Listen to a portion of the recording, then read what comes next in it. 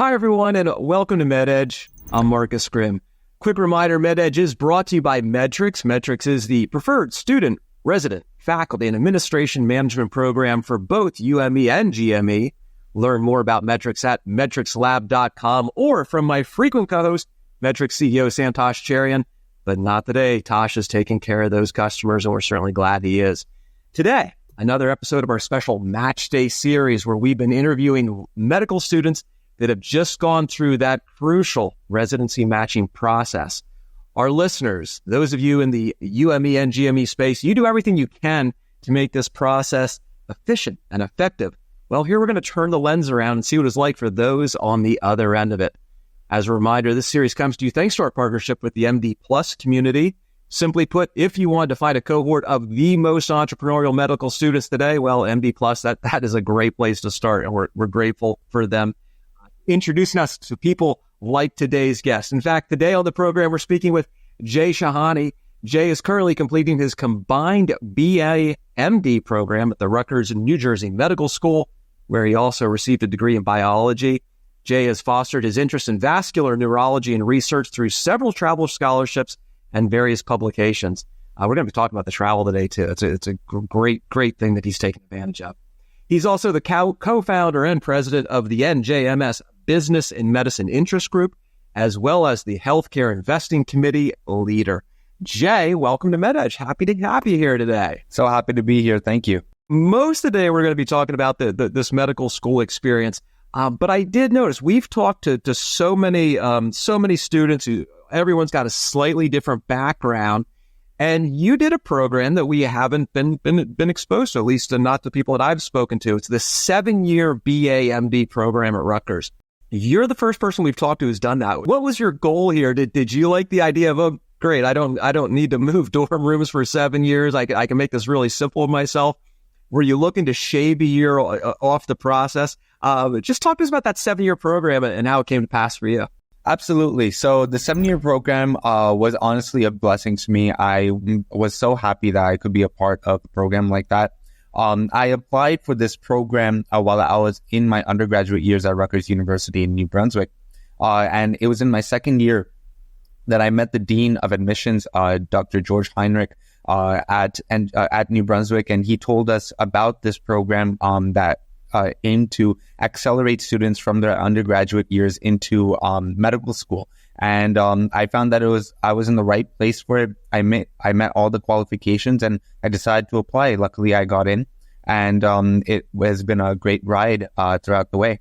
I'm really curious. Wait, was it one of those things that you had already been thinking about med school and you're like, oh, this is just a better way to do it? Or was this kind of what put you over the edge? What was that decision-making process? So my passion for medicine began in high school when I was working as an EMT at the Clark Volunteer Rescue Squad, also close to my hometown of Edison. And I found out that this was something that I wanted to pursue, and I wanted to continue my education one continuous stretch rather than take years in between. So I took a very rigorous course load when I was in college to make sure that I'd be able to meet all of the requirements for medical school, take my MCAT on time, and then go into medical school. And it helped because this accelerated program didn't allow us to just skip over a year of college, but it actually encouraged us to be more focused, streamlined, and regimented about our study. So I still took the MCAT. I took all of the required classes for my undergraduate biology degree. And then in my fourth year, when I would have been taking accelerated advanced classes in science, biology, and neuroscience, I decided that, the medical school track was the best, and they put me in NJMS in my fourth year of college, and that just worked out. I'm super curious. I'm going to ask you a personal question here. The idea you said, I wanted to do it faster. I wanted to do it quicker. As the listeners of this show know, I'm a marketer. I'm not a medical person, never went to med school. However, I share that trait. I also condensed my 4 years of undergrad into three and a half. And I know why I did it, but I'm just curious, what were you in a hurry to do, or why didn't you want to stretch it out? Do you recall? Yeah, absolutely. So I think, as we all know, the cost for higher education has ballooned exponentially since when I was born in 1999. And, ever since, the costs have only been going up for both undergraduate and graduate education. My parents, immigrants from India, we didn't have a very good financial background when I was growing up. And I knew that it was that time and money were limited. So I realized that getting my education done with sooner would have just been a benefit for me and my family. So I decided that, by going through this program, it would have just been the best thing for me. That's a great answer. Great answer. Thank you for sharing that. Now, one of the questions that I wondered was obviously, I think lots of times when people think about college, that it's always about new experiences, going places they've never been. I'd be remiss if I didn't mention though. It appears like you spend most of your life in New Jersey. Rutgers is in New Jersey. A little bit of a long commitment to a wonderful school, a wonderful state. Was staying close to home important to you as well? So, it's really funny because I was born in Jersey City, and I actually in the hospital where I ended up rotating in pediatrics. So I've always been a part of the New Jersey community. My entire extended family is based out of New Jersey. Everybody's settled here. And although I've had a lot of opportunities to travel throughout my life, I realized that the home base in New Jersey ended up being the best. Its accessibility to New York and the opportunities that were available here are unlike anywhere else in the world. So I decided to stay close, keep my social support network close to me as well, which I realized was just as important to me as the value of my education, because they helped me accomplish all of those milestones and they picked me up whenever I was falling down. So I believe that it was really important to be close to home. Yeah, if you're going to be a homebody, like you want to be a homebody in like the center of the universe, because where you are, you can get anywhere. And of course, that's not fair of me to call you a homebody, because you have done some really, really interesting things, some really, really interesting travels in your pursuit of medicine. Tell us about a few of those. Yeah, absolutely. So when I started off doing research in my undergraduate years, I worked with Dr. Sunil Jariwala in the Bronx, and he kind of started me on this path of clinical research, and I explored a lot with him. I had my first publications with him, and I kept in touch with him throughout medical school as well. When I was in medical school, I joined the vascular surgery department of my hospital that was affiliated with my medical school. And they gave me a lot of opportunities to do research as well. And I wrote a lot of different publications that took me to places like Boston and helped me reach a larger network. I did a global scholar program in India for at one of its best hospitals in Mumbai. And I just had some really great travel experiences working with the vascular surgery department. But eventually I ended up choosing neurology as my chosen career path because I really appreciated the one aspect of neurology, vascular neurology, that kind of combined my interests from vascular surgery and my interest in neurology together. So then I stuck with that, and I ended up matching at Northwell Health with the Staten Island University and Lenox Hill Hospital. And I'm really excited to be part of their team.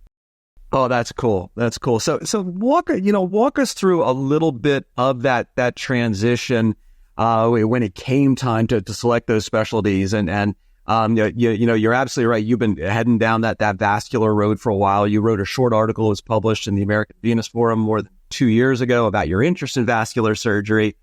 So when it came time to select those specialties, it's been fascinaning. This is probably my favorite question that we've done with this series, because I've seen everything from, throwing spaghetti at the wall to, no, this is my specialty. That's the only one I applied to. It's the only one I want to do. Just walk us through the specialty selection process in your mind. What was that process like, and how did you rank the alternatives? So really, I believe that juncture came up between my second and my third year of medical school. I had just finished step 1 and I started my clinical rotations. I took a lot of surgery-heavy rotations that gave me a lot of exposure to what it's like being a surgeon on a day-to-day basis. I participated in vascular surgery, trauma surgery, CT surgery, everything under the sun. And when I finally reached the middle of my third year, I did my neurology clerkship, and I started off in vascular neurology. I got introduced to Dr. Sushant Arur, who has been my mentor ever since I began working in neurology and has helped me through the application process. I'm so thankful to him for that. And I also met Dr. Priyank Khandewal, also based out of University Hospital, and they both introduced me to vascular neurology and endovascular neurosurgery. So these two aspects really captivated me, and they married my interests in vascular surgery and neurology together. And then I decided that neurology is it's an exploding field, and I just really liked everything that I was learning on the floors, working with the neurology team. I really like the groundbreaking technological innovations that are occurring in the field right now. And I just really liked what I saw. I loved working with the patients and the team, and I decided that neurology would be right for me. So despite all my past experiences, I thought that neurology was the right path. That being said, I learned a lot from my vascular surgery experiences, and I think without that, I don't know if I would have chosen neurology, because I got to see it in a different lens. I got to see what else was being offered, and I think that it really is the point of clinical rotations, that you get a wide variety of experiences so that you can choose really what you want to do. That's really well said. Now I'm curious, when you get to the application process. It's fascinating to me to see how each of these specialties, some of them are far more competitive than others. And so obviously what we've seen is sometimes the more competitive ones, those are the applicants that I've talked to that said, look, I applied to all of them because I knew how hard it would be to get in here. Is that what you did as well? Did you paper your applications everywhere? So I know that a lot of people in the competitive specialties will do that. They'll have backup options where they'll apply for more than just one specialty in the case that they don't get their choice in their first desired specialty. But for me, that wasn't the case. I applied only neurology, and I stuck with neurology. I also applied to programs that were based out of my local area, the New York, New Jersey, Pennsylvania tri-state area. And I stuck with the one that ended up going that was in New York City. So it worked out just fine for me. But I am aware that many people will do that. They'll apply to multiple, just hoping that one of them will stick. How many programs do you recall how many programs you ended up applying to? So including the internal medicine preliminary programs, I applied to 60. Okay. But I applied generally to neurological programs that were categorical. I matched to an advanced program, but I found a way that I got a preliminary year in NJMS, my home school, and then I would be going over for my advanced program. Terrific. Great. Tremendous process. Thank you. So let's go on to the interviews. Facet, like so you go through this process, and obviously I'm guessing these are all virtual these days. How many interviews did you have, and how did that inform the decision-making process? Were you surprised that they were all unique and special? Did they all just feel the same? What was the interview process like for you? So it was a combination of both preliminary interviews for internal medicine and advanced and categorical neurology programs. So I had to kind of go back and forth, flip-flop between am I doing this for an internal medicine lens, or am I doing this for a neurology lens? And giving the answers, I had to adjust most of the time. I also had to go and research a lot into the websites for those programs, and I found the things I liked about those programs the most, and I talked about those. The programs that I ended up interviewing with were ones that I really wanted to go to, so I was very familiar with them to begin with.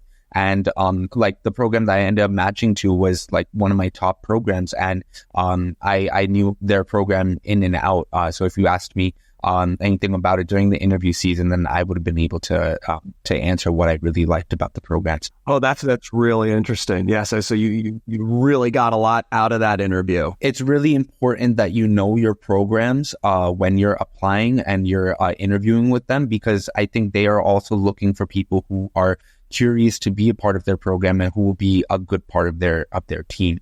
I learned a lot when it came to interview skills from people who weren't in medicine, actually. Most of my circle is professionals in the finance and tech industries, and they used to tell me about the behavioral questions they used to get in their interview processes. So then I would practice the tell me about yourself or the what do you like most about medicine questions pretty often, so that I would know how to give a proper response, so that I could give my interviewers what they were, hoping to seek out of my answers, but ones that were genuine and were actually based in fact and my real story. Most of the people we've interviewed for this series, and you're no exception, extremely well spoken, and there's probably not a class for that in med school. So I'm curious, is that natural, or if we were to speak to you a year ago before you went through all these interviews, would we see a different stage presence, if you will? You're extremely articulate.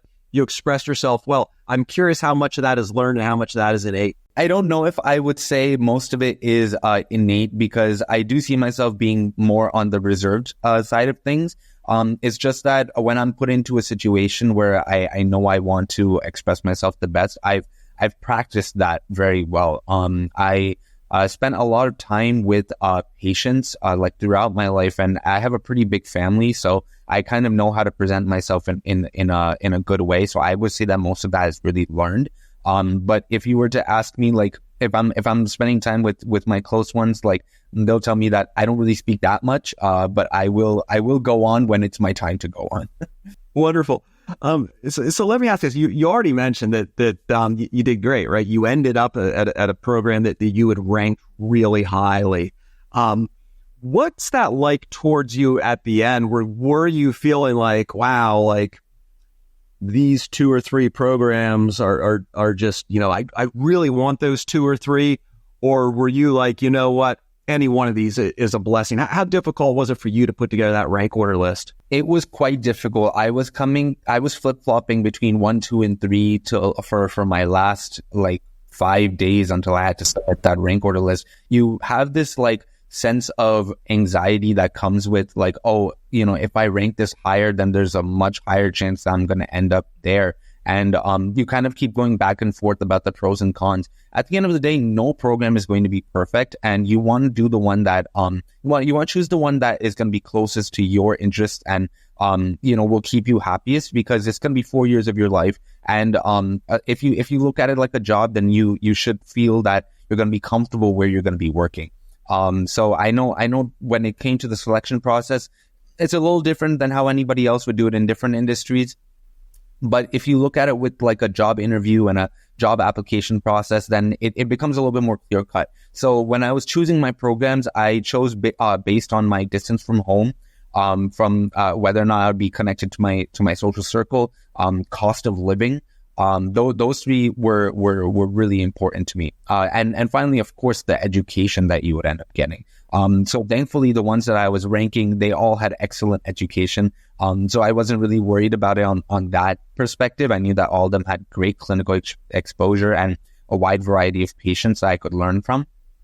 But then it really came down to cost of living in the area, how difficult would it be for me to commute back and forth from work, and what would my life be looking like. So the one that I got selected to ended up being the best out of all of them, and I couldn't be happier with that.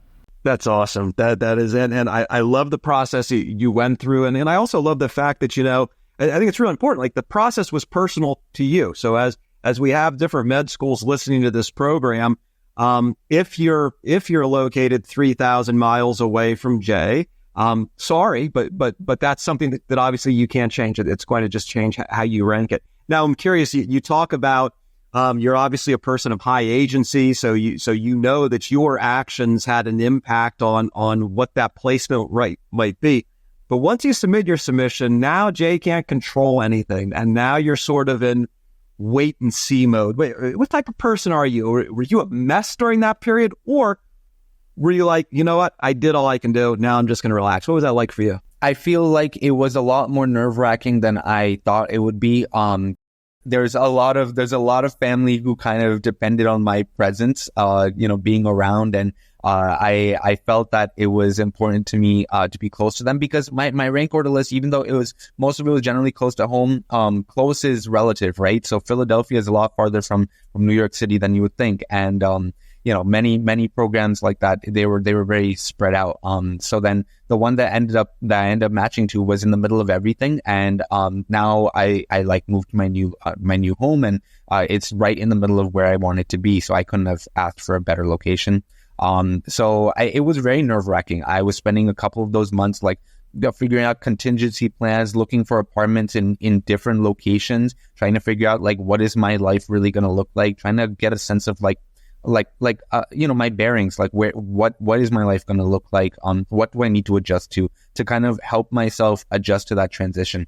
So then when match day came around, I looked at my sheet, and I only read the top because I was so excited, and I found out that my preliminary program was at my home school. So I was really happy about that. And then I started reading down, and then I was like, wait a second, I'm not only going to be at NJMS, I'm also going to be at Lenox Hill and Staten Island University. So then that was a very exciting thing for me. And just being able to see that variety of patients from those 3 different hospitals, I think it's going to be a great experience. So that time was quite nerve-wracking for me, but I'm glad everything ended up the way that it did. One of the things that some of the residents we've spoken with have told us was that they were more concerned with the pre-notification that they got into a program. In your case, I feel like location really mattered. I feel like you probably weren't as relieved on that pre-notification. Is that fair? Yeah, I think that's definitely fair. The pre-notification, I felt like I had a pretty good chance on matching.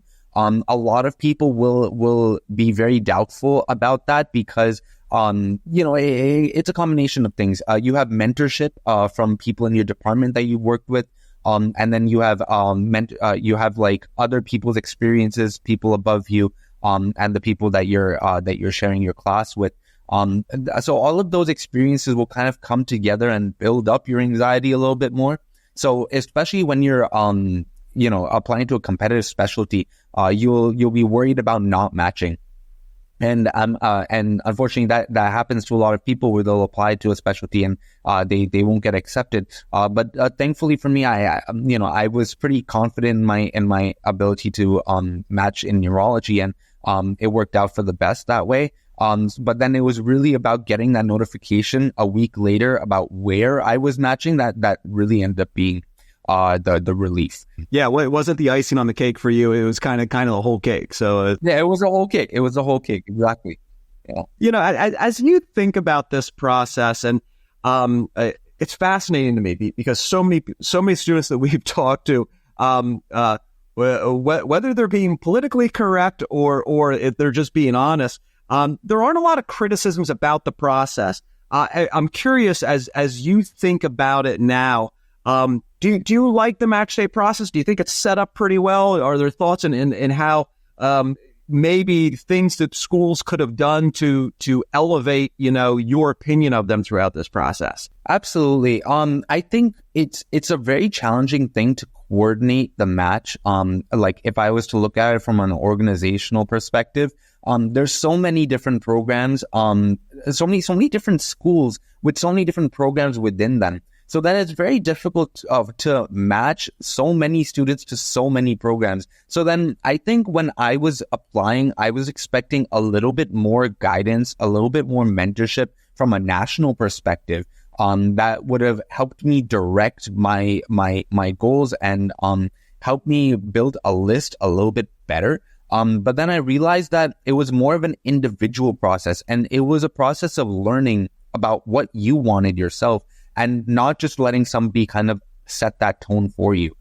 So I really wish that it was more organized, that maybe societies of those specialties reached out to students and told them like, these are the best programs, or these are the programs that are really good in this perspective, It might have helped students kind of build a better list for themselves that way. Rather than making them kind of go out and find that information themselves. Because sometimes, the websites for those programs end up looking the same. So that it's really hard for students to parse out the information that they need. I think like some websites and some programs have done a really good job at that. So it just becomes better for the students. But I'm not sure if many people know, but there are these collated spreadsheets that students have put together from years past that have allowed students to kind of get more information about programs, because some will not put anything out there. And then it's kind of like this hearsay that ends up passing down the grapevine, and people kind of base their opinions on that. So I think if programs took the step forward to be more transparent with their students and the people who are applying to their programs, then it might even get them a better cohort of people that want to end up in their programs. That's really good advice. Thank you for sharing that. Now, in this particular case, you're a little bit different than most of our guests because you actually went through this process a year ago, right? Yeah, I would say a couple months ago. Okay, just a couple months ago. So what's it like right now? What you're obviously one of those people you shove your way through school in less time.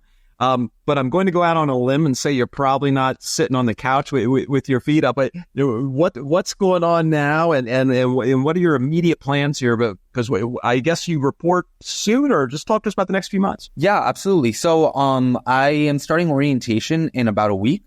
So adjusting my life to what it's going to look like, having a little routine for myself now, so that I know that what my daily life is going to look like, being adjusting to my new neighborhood and where I'm going to be for the next couple of years. That's been important to me. Trying to make sure that my life is set up in the right way. Handling all my orientation, the entire orientation process, and finishing all the compliance modules, everything that you have to do. There's still a good amount of stuff that you have to do after match to make sure that you onboard with your program very smoothly. So I'm handling all of that stuff right now. Outside of that, it is a good time to relax for sure. I am not exactly studying, but I am just doing more like housekeeping, if you could say. And I think that is really helpful because it helps you focus on your personal life a little bit more when you've been focusing on your career and medical school for the last 4 years. Outstanding. Jai Shahani, thank you so much for joining us today. Thank you so much for having me. Everyone, you've been enjoying a special edition of MedEdge Futures, where we learn firsthand about the match day process through the lives of tomorrow's frontline physicians. Jai Shahani, heading on to neurology. Give us that school again, Jay. Where are you at? What program are you at? I'm going to Northwell Health, Staten Island University, and Lenox Hill Hospital. Outstanding. Right there in the epicenter of the world where Jay has been captaining. He's off to a great start, as all the guests are here on MedEdge. Hey, a reminder, MedEdge is brought to you by Medtrics. Medtrics is the premier student, resident, faculty, and administration engagement platform for both UME and GME. Learn more at medtricslab.com. For Santosh Cherry and everyone else on the MedEdge team, I'm Marcus Grimm.